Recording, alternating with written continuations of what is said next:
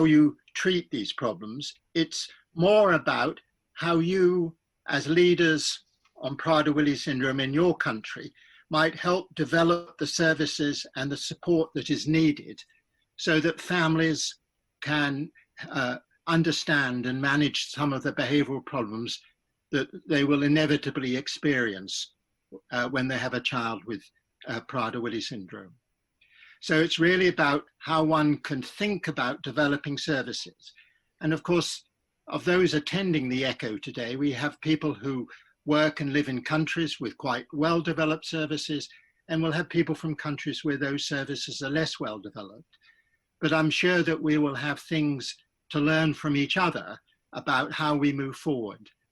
And in my talk, I am going to talk a little bit about how we understand these behaviors, but I'm going to focus more on what one needs to have in your country that will help people manage those behaviors and understand their behaviors.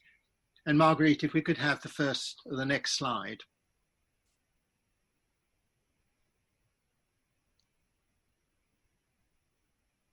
Thank you. I think the starting point for any talk about behaviors and mental ill health in people with Prader-Willi syndrome is to be clear as to what these behaviors generally are and what types of mental illness people with Prader-Willi syndrome may have. Now, these behaviors will be familiar to you. First of all, there is the characteristic behavior of overeating or hyperphagia, which emerges in early childhood and by and large seems to be present for most of life. And if access to food is not met, this can lead to severe obesity and all the obesity. Common behaviors that's described as repetitive and ritualistic behaviors, sometimes called obsessive compulsive behaviors. So this may include asking, very characteristically includes asking the same question over and over again. But perhaps the behavior that is most problematic for many families are the temper outbursts that people with Prader-Willi syndrome can have, which can vary from being relatively minor to being very severe and including damage to property and furniture, for example, and lasting from minutes to hours. And then there's skin picking. Again, not everyone with Prader-Willi syndrome has severe skin picking, but for those that do, it can be a very problematic behavior because it can lead not only to scarring, but to infection and other problems. So those are behaviors which are observed, and all those behaviors are common in people with Prader-Willi syndrome. The hyperphagia is almost inevitable, although it may vary in intensity. The other behaviors don't always occur, but they are common. In addition to that, we have problems such as anxiety, often which generally occurs at times, for example, of unexpected change. We can have evidence of mood fluctuations from periods of being very low in mood to periods of being rather high and disinhibited. And then more seriously, there can also be episodes of mental illness, which is more common among people with the disomy form of Prader-Willi syndrome, in which people's behavior deteriorates in the context of an illness in which they are hearing voices or have delusional ideas. This is the background to behavior and mental health in people with Prader-Willi syndrome. And the question from a research point of view is, how do we understand those behaviors? From a point of view of today, it's how do we ensure that services are there and knowledge is there to manage these behaviors. And a theme of my talk is going to be that knowledge about behaviors is essential. If there's one thing that really makes, I think, a difference to people's lives, it's when the family and those that are supporting them understand and have knowledge about Prader-Willi syndrome. And I've put both knowledge and understanding here. So knowledge is the information.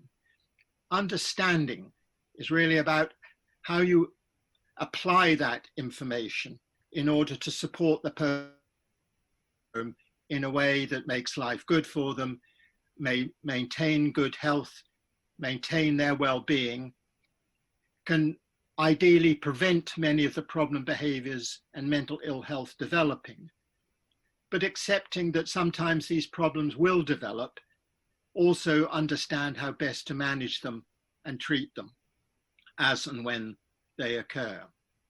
So that's the background, is how can you in your country ensure that the services are in place or the knowledge is there that helps manage the behaviors that are illustrated in this slide.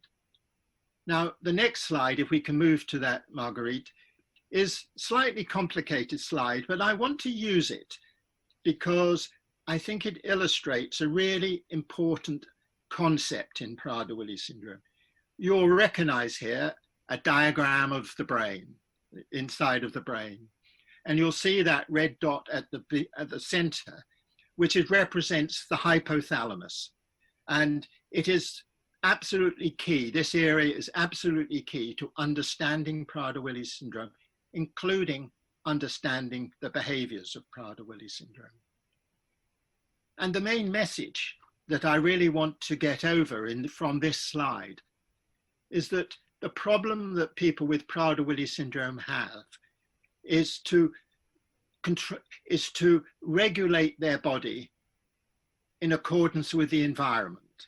So if we take a very simple example of that, as the temperature of the environment changes, all of us have the ability through the response of the hypothalamus to regulate our own bodies so that if it's very hot, we cool down. If it's very cold, we shiver and we warm up. The hypothalamus and its connections to the other parts of the body are crucial for that. And this process of controlling the environment to meet the needs of the environment, controlling the body to meet the needs of the environment, is referred to by the term homeostasis. And this is what people with Prader-Willi syndrome have such difficulty with. And it's manifest in many different ways. So they're, for example, unable to control themselves their energy intake, their food intake. They're unable to match their food intake to the demands of growth or to the demands of activity. So therefore, in the environment, we have to help manage that for them. It's not their fault.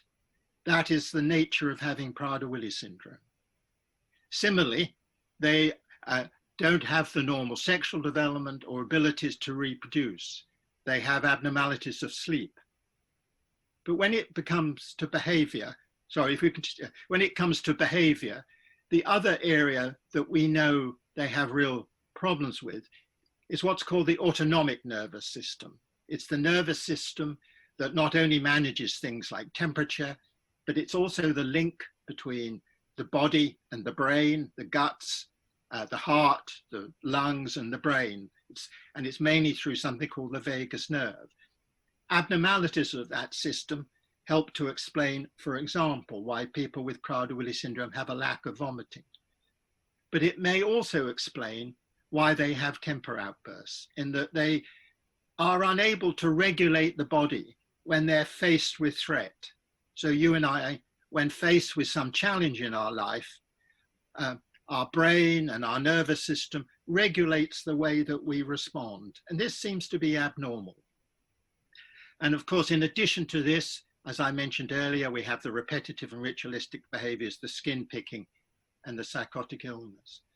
Now, the message that comes from this slide is that the treatment and management of behavior problems as they affect people with Prader-Willi syndrome is about how you help by making the environment better for people with Prader-Willi syndrome.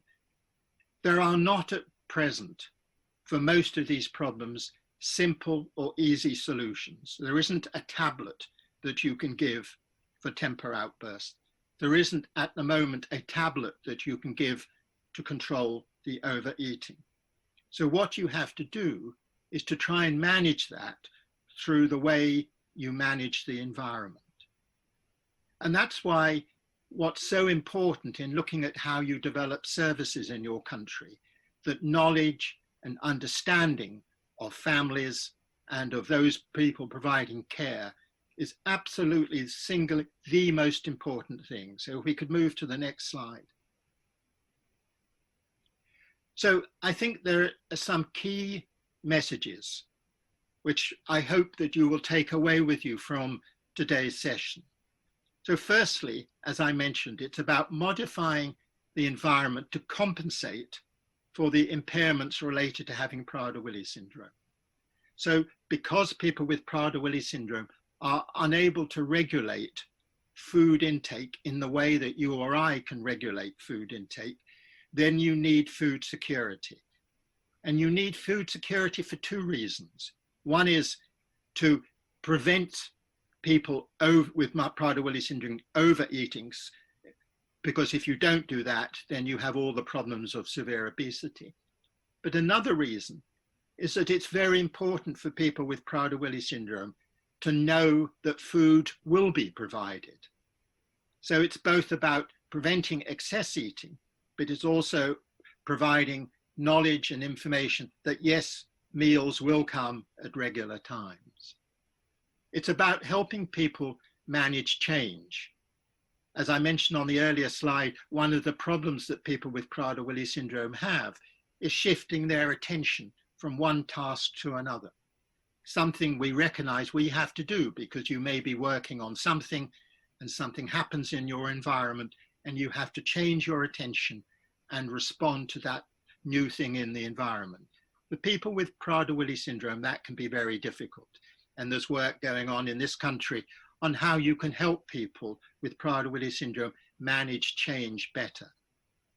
So often a consistent approach is helpful. An environment that is predictable can be very helpful for people with Prader-Willi syndrome. Also, for example, people with Prader-Willi syndrome may be better able to process information that is given visually rather than simply using the spoken word. So we often will talk at group homes for people with Prader-Willi syndrome. They should have people's timetables up on the wall in visual form. So someone with Prader-Willi syndrome can see what it is they're going to be doing that day. They're going to go swimming or whatever it is. It's better to have it in that rather concrete and visual way. And that helps to make the environment more predictable for them and helps to reduce the risk that they'll get anxious and then get upset and have a temper outburst. So the other thing, those are sort of general issues that apply to most people with Prader-Willi syndrome when trying to reduce the risk of some of these behaviors and manage behaviors such as the hyperphagia. But it's also important for families to learn about how they might collect information about their son or daughter so they better understand the particular issues relevant to their son or daughter. Are there some things that trigger outbursts? Try and understand much more about what works and what doesn't work. How, if you can see someone developing an outburst, what might help stop that outburst and what has worked before and what hasn't worked before. And of course, always in these occasions, having an agreed and shared approach. There's nothing more difficult for someone with Prader-Willi syndrome if mother's trying to suggest one thing and father's trying to suggest another. And finally, as a key message, just to say that it's very important with behavior, that if something changes, in other words, someone's behavior gets very much worse over days or weeks, or they develop a new behavior for the first time, always ask why. Because that might be due to something in the environment that's different, but it might also be due to the onset of a physical illness. And people with Prader-Willi syndrome may not show that they're unwell, may not be able to complain, may not complain that they're unwell, or it may be due to the onset of a mental illness, such as a psychotic illness. So those are some key messages. So if you understand that the mental health and the behavior of people with Prader-Willi syndrome is about managing their interaction with the environment and how you can make changes to the environment to diminish the risk of these behaviors, then you can ask yourself, what is needed in your country to make that possible. So I think the first thing is access to knowledge for families, for teachers and schools, and for other health professionals. And there may be other people too. For example, I've had occasions where it's been necessary to help the police understand someone with Prader-Willi syndrome because they have been involved because of someone's behavior. So knowledge is important. And then I think access to guidance or to understanding. So how do you put that knowledge into practice? And how do you personalize that understanding for a particular individual, for your son or daughter? And then I think you need to be asking yourself, where could people turn in my country for access to professional support? And that's going to vary very much from country to country, depending upon the resources in your country. Do you have behavior specialists? Do you have nurses that are specially trained on these to manage behavior? What about access to psychiatrists or psychologists? I also think that one should be planning and helping families to think about the ability to respond in a crisis. Whilst you can prevent many of these problems, you can manage the hyperphagia through good food security, you may be able to reduce the risk of outbursts. There will be times in which severe outbursts, for example, occur, and there is a crisis. It's very difficult to manage.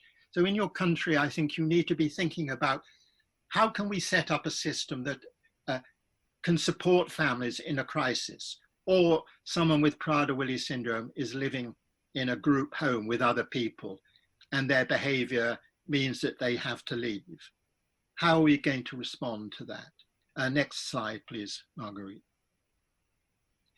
So in a way, to help us think about the issues, I've sort of, in thinking about preparing this talk, I came up with these questions for you, really.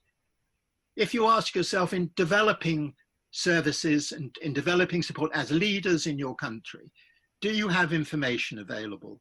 If so, what form is that information in? Is it written? Is it in some other form, such as a video, a webinar, or whatever?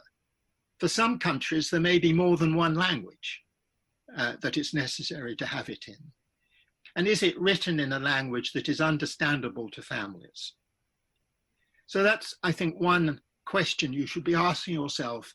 If we're going to develop interventions and support to help people with challenging behavior, with problem behaviors, do we have the information that we can give them that will help them understand what's going on?